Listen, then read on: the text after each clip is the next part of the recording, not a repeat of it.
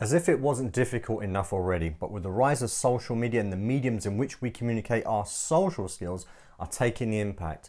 So why is it that I'm then referring to a book written in the 50s to come up with some solutions? Hello and welcome to another video.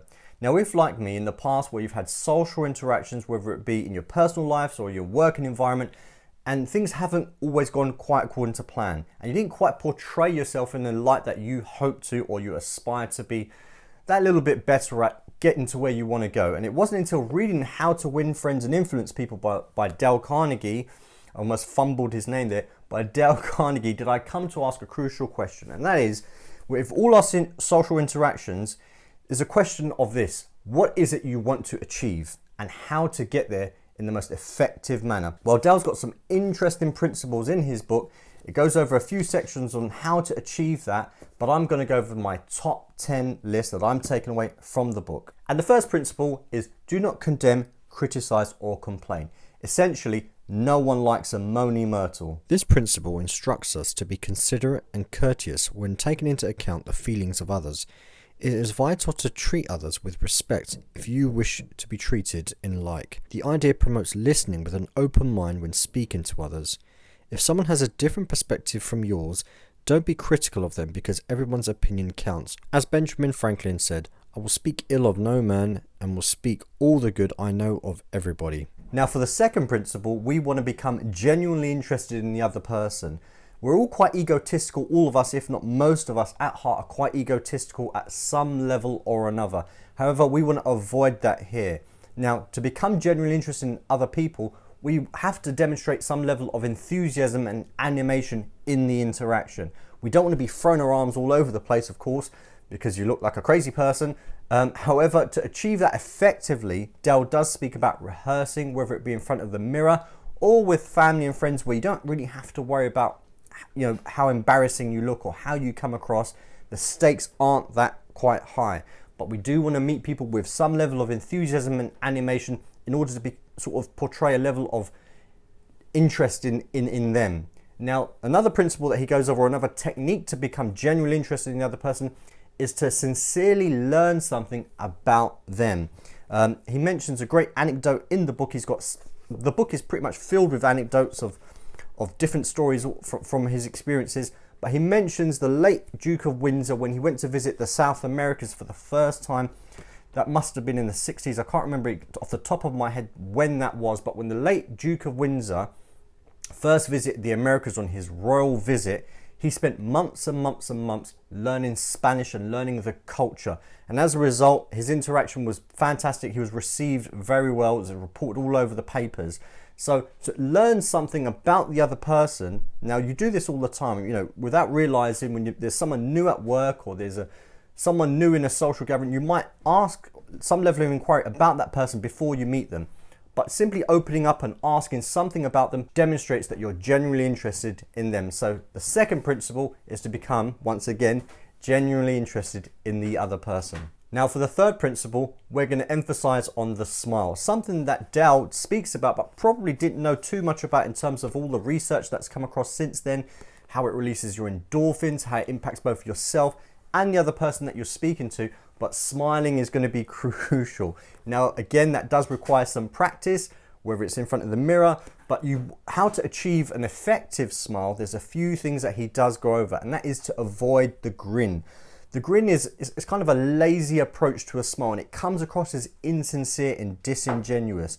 Now, we all do that, I suppose, when you meet someone for the first time or you pass someone in passing, you might give a little grin. I think that's fair to say that's going to come across quite natural. However, when really engaging with someone and interacting with someone that you're invested in, trying to smile but by avoiding the grin. He mentions how it even translates over the phone. So if it's a phone interview, or whether it's a lot of people are online nowadays, whether it's on Teams or whatever the case may be, but by smiling, you're gonna relax your facial muscles, your shoulder muscles, and it relaxes everyone in your room.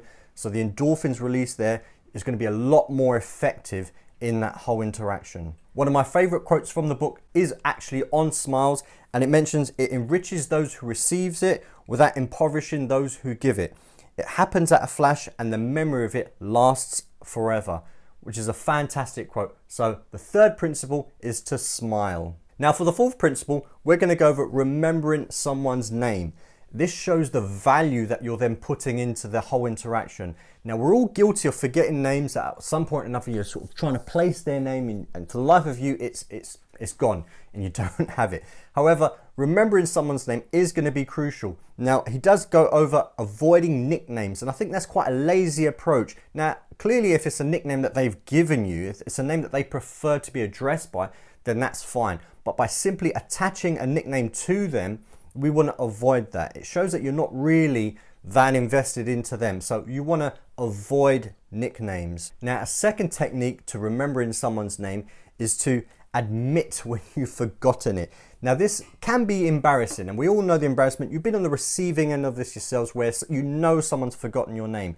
And it's embarrassing for both parties. So the whole process, the interaction doesn't go down so well. But by removing that embarrassment, and I think if you're on the receiving end of this, I have been in the past when I've just come out and said, look, I know you've forgotten my name, so I'm just going to tell you it again.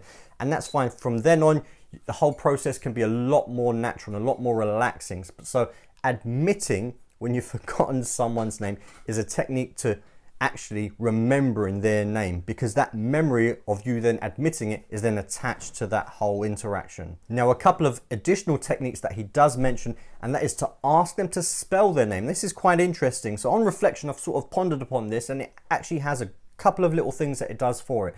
One, it gives your brain time to process their name before you become distracted or before the conversation moves on, before they start giving you details or something else that's going on that you have to then process. It gives you time to process their name itself. The other thing it does, if you're not quite clear on how to pronounce their name, it gives you time to sort of, once they've spelt it out, you sort of understand, if in case they've got an accent that you're not quite familiar with, or it's quite difficult for you to understand, but giving you time to process the name by asking them to spell it. And the last technique for remembering someone's name is he suggests linking their name to an event or a feature. Now, this might be something embarrassing, so you don't want to admit this necessarily to the person, but that's not important, as long as you remember their name. But you want to link it to something, whether it's an item of clothing or something that was going on, even if they've got a little coffee stain on a shirt, whatever the case may be. But by linking their name to a memory or a feature helps solidify that more in your brain. So lastly, we're going to link their name to a memory or a feature. Now for the fifth principle, we want to become good listeners. Now, becoming a good listener has huge implications because you learn a lot about that person and you understand a little bit better on how to interact with them once you've had time to sort of hear their story. And Zeno was one of the famous Stoics that said the quote that we all know about: we have 2 ears and 1 mouth. Zeno said, so we should listen twice as much as we speak. Points on becoming a good listener would be first to open the conversation in terms of the other person's interest. Make an inquiry that will allow the conversation to develop. However, there are some pitfalls to avoid. First, avoiding distractions. Avoid all distractions that will divert your attention or the conversation into an area that's not relevant. Changing the conversation tells the other person that what they have to say has no value to you. Allow the conversation to develop and evolve naturally. A listener, without having to prove anything, has demonstrated that they are empathetic and caring individuals. So those are my top 5 tips for this video. Look out for part 2 where we go over the next 5. But until the next time, please give a like. It really helps me out, and consider subscribing.